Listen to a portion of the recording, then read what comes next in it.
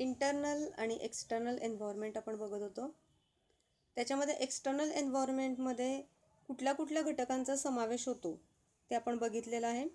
त्याच्यामध्ये demand potential, size and composition of population, per capita income and regularity of income, consumption attitude and habits, degree of consumption, government policies and legal framework, pace of scientific and technological progress, then possibilities and availability of substitute products, availability of different sources of cheap and regular supply, infrastructural facilities, taxes and substitutes, availability of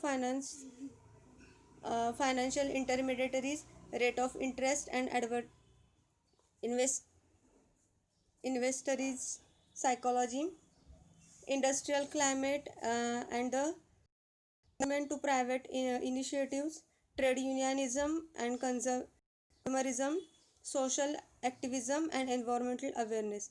अशा आपण जे घटक include होतात त्याचा अभ्यास केलेला होता.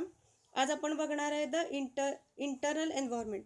आता इंटरनल एन्व्हायरमेंटमध्ये कोणकोणत्या घटकांचा समावेश होतो. मी जसं सांगितलेलं होतं की त्या पद्धतीनं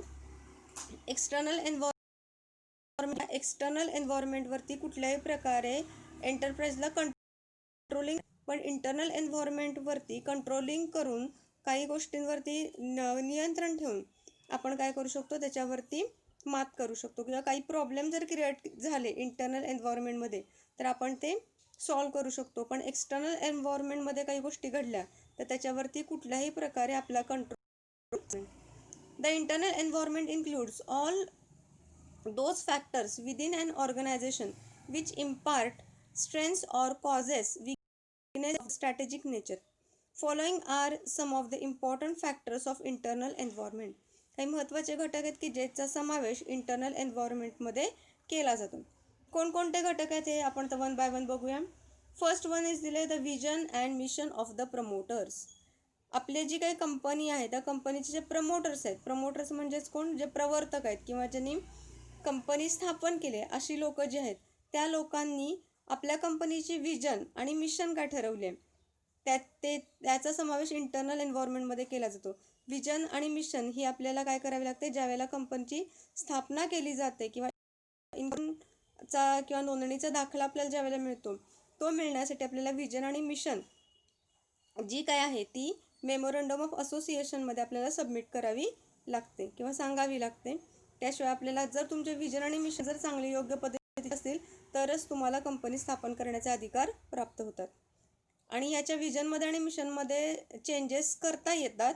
जर आपल्याला रिक्वायरमेंट असेल तर त्यानुसार जे काही शेअर होल्डर्स असतात किंवा जे काही क्रेडिटर्स असतील, आपले डेट्स असतील किंवा आपले जे बँकर्स असतील त्यांची मीटिंग घेऊन त्या पद्धतीने आपण विजनमध्ये आणि मिशनमध्ये बदल करू शकतो. पण मॅक्झिमम शेअर होल्डर्सचं त्यामध्ये कन्सिडरेशन करावं लागतं. त्यासाठी 75% त्या विजनच्या किंवा मिशनच्या दृष्टिकोनातून वोटिंग होणं गरजेचं असतं आणि मग त्याचं काय होतं तर विजन आणि मिशनमध्ये आपल्याला बदल करता येतो. The level of skill and knowledge of employees.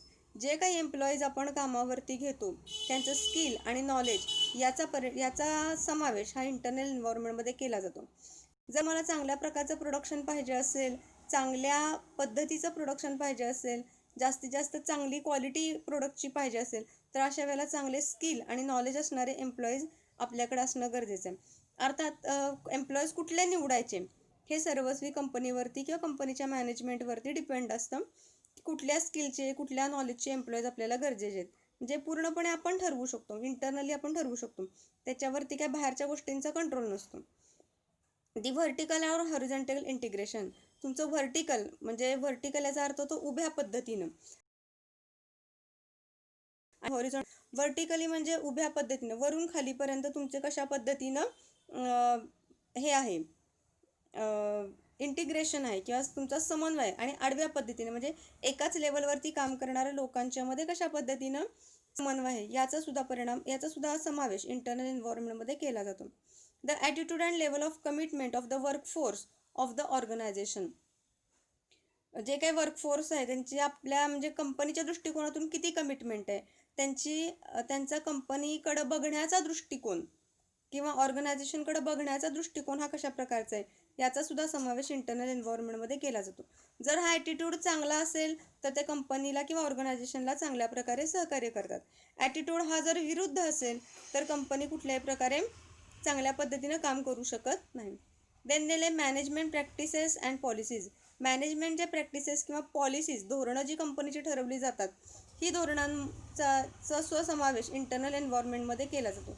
अर्थात ही जी काही धोरणं आहेत त्या धोरणांमध्ये मॅनेजमेंटला ज्या पद्धतीने वाटेल त्या पद्धतीने ते करू शकतात, पण तरीसुद्धा त्याचा समावेश इंटरनल एन्व्हायरमेंटमध्ये केला जातो. Then possibilities of product sophisticated and cost reduction.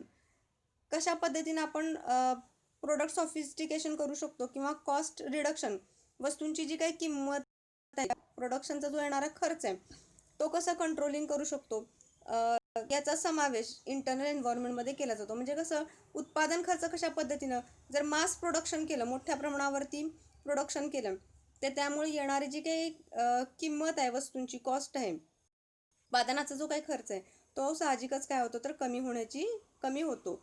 आणि मग यासाठी कॉस्ट रिडक्शन कशा पद्धतीनं करायची किंवा प्रोडक्ट सॉफिस्टिकेशन कशा पद्धतीनं करायचं हे याचा समावेश इंटरनल एन्व्हायरमेंटमध्ये केला जातो. त्यानंतर degree of automation and computerisation.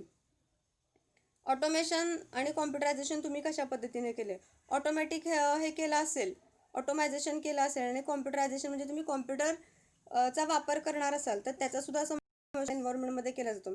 साहजिक आहे, तो ऑटोमेशन किंवा कॉम्प्युटरायझेशनमुळं कामगारांचं प्रमाण कमी होतं, पण एक असं होतं की प्रोडक्शन जास्त प्रमाणामध्ये होतं आणि चांगल्या क्वालिटीचं प्रोडक्ट मिळू शकतं. त्यानंतर आपण नेक्स्ट पॉईंट बघणार आहे तो म्हणजे number 8, trust on research and development. जी काय ऑर्गनायझेशनचा रिसर्च आणि डेव्हलपमेंटवरती किती विश्वास आहे.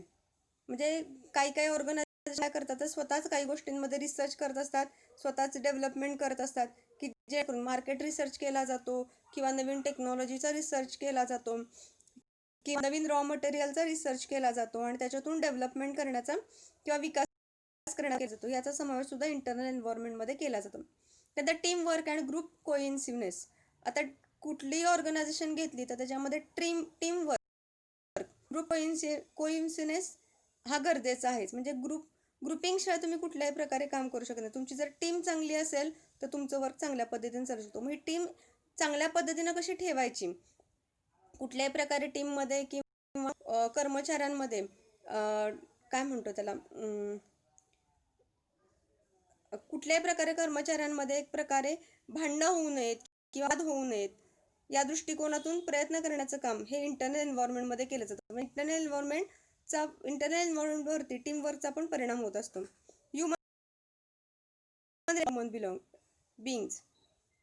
इथं काय केलं जातं, माणसामध्ये असणारं रिलेशन, म्हणजेच कर्मचाऱ्यांमध्ये किंवा कर्मचारी आणि अधिकारी यांच्यामध्ये असणारं जे रिलेशन आहे ते रिलेशनचा प्रयत्न केला जातो. याचा समावेश इंटरनल एन्व्हायरमेंटमध्ये होतो. Integration of organisational objective. आता ठरवताना काय केलं जातं की जे काही ऑब्जेक्टिव्ह किंवा जे काही एम असतं ते फुल ऑर्गनायझेशनचं ठरवलं जातं. ते ठरवतं top level management. Middle level management काय करतं की ते जे काही एम टॉप लेवल मॅनेजमेंटने ठरवले ते आपापल्या डिपार्टमेंटनुसार वाटून घेतं आणि त्याचे ॲक्च्युअल किंवा ॲक्च्युअल जे काही काम आहे ते थर्ड लेवल मॅनेजमेंटला किंवा ज्याला आपण म्हणतो ऑपरेशनल मॅनेजमेंट, त्या मॅनेजमेंटला किंवा लोअर लेवल मॅनेजमेंट त्या मॅनेजमेंटला करावं लागतं. अशा वेळेला प्रत्येकाचं इंडिव्हिज्युअल गोल आणि संपूर्ण ऑर्गनायझेशन हे काय केलं जातं तर इंटरनल एन्व्हायरमेंटमध्ये समाविष्ट केलं जातं. Values and perceptions. Shared values किती आहे, परसेप्शन्स किती, इंटरनल एन्व्हायरमेंटमध्ये केलं जातं. Profit reinvestment and dividend policy. जे काय मिळणारं कंपनीला प्रॉफिट असतं ते प्रॉफिट काय केलं जातं मग ते गव्हर्नमेंट सिक्युरिटीजमध्ये इन्व्हेस्ट केलं जाईल किंवा बँकांमध्ये इन्व्हेस्ट केलं जाईल किंवा इतर कंपन्यांमध्ये इन्व्हेस्ट केलं जाईल. ते कुठे इन्व्हेस्ट करायचं, किंवा कंपनी डिव्हिडंड पॉलिसी. कंपनी काय करते की आपल्या शेअर होल्डरला आर्थिक वर्ष संपल्यानंतर किंवा फायनान्शियल इयर संपल्यानंतर जो काही प्रॉफिट होतो त्या प्रॉफिटमधला काही भाग हा त्यांना डिव्हिडंडच्या स्वरूपात दिला जातो. मग तो आहे त्याची पॉलिसी ठरवायचं काम हे सुद्धा इंटरनल एन्व्हायरमेंटमध्ये समाविष्ट असतं. Quality of leadership. लीडर कसा असला पाहिजे, त्या लिडरशिपची क्वालिटी ठरवण्याचं काम सुद्धा इंटरनल एन्व्हायरमेंटमध्ये येतं. आणि त्याचबरोबर organisational structure and functional autonomy. ऑर्गनायझेशनचं स्ट्रक्चर कशा प्रकारचं आहे, तुम्ही रेखा ऑर्गनायझेशन म्हणजे लाईन ऑर्गनायझेशन स्ट्रक्चर वापरताय का line and function organisation structure वापरताय. वेगवेगळ्या प्रकारचे स्ट्रक्चर्स आहेत, तर त्या स्ट्रक्चरनुसार कुठल्या प्रकारचं स्ट्रक्चर तुम्ही वापरणार आहात त्याचा समावेश सुद्धा इंटरनल एन्व्हायरमेंटमध्ये केला जातो. म्हणजे टोटली या 15 मुद्द्यांचा समावेश हा इंटरनल एन्व्हायरमेंटमध्ये केला. In short, the resources, behaviour, competencies and strategy constitutes the internal environment. This leads to organisational capability which leads to strategic advantage. त्याच्यामुळे तुम्हाला स्ट्रॅटेजिक ॲडव्हान्टेज इंटरनल आणि एक्सटर्नल एन्व्हायरमेंटमुळे घेतात. The internal environment provides an organization, thus the capability to capitalize on opportunities and to protect itself from the threats. Internal एन्व्हायरमेंटमुळे आपण काय करू शकतो, बऱ्यापैकी प्रमाणामध्ये कंट्रोलिंग ठेवून ऑर्गनायझेशन रिसोर्सेसचा चांगल्या प्रकारे वापर करून घेऊन प्रॉफिटेबिलिटी वाढवू शकतो किंवा अपॉर्च्युनिटीज ह्या निर्माण करून घेऊ शकतो किंवा धोके जे असतात त्याच्यावरती कंट्रोलिंग आपल्याला करू शकतो. पण एक्सटर्नल एन्व्हायरमेंटवरती कुठल्याही प्रकारे आपण कंट्रोलिंग करू शकत नाही. The interplay of organisational resources and organisational behaviour produces either synergy or dyssynergy within the organization which leads to development of strengths and weakness. काही गोष्टींमुळे काय होतं तर आपल्याला विकनेसेस आणि स्ट्रेंथ्स, प्रत्येक कंपनीमध्ये स्ट्रेंथ पॉईंट असतात, काही विकनेसेस पॉईंट असतात. नेक्स्ट लेक्चरला आपण शॉर्ट अनालिसिसमध्ये ते बघणार.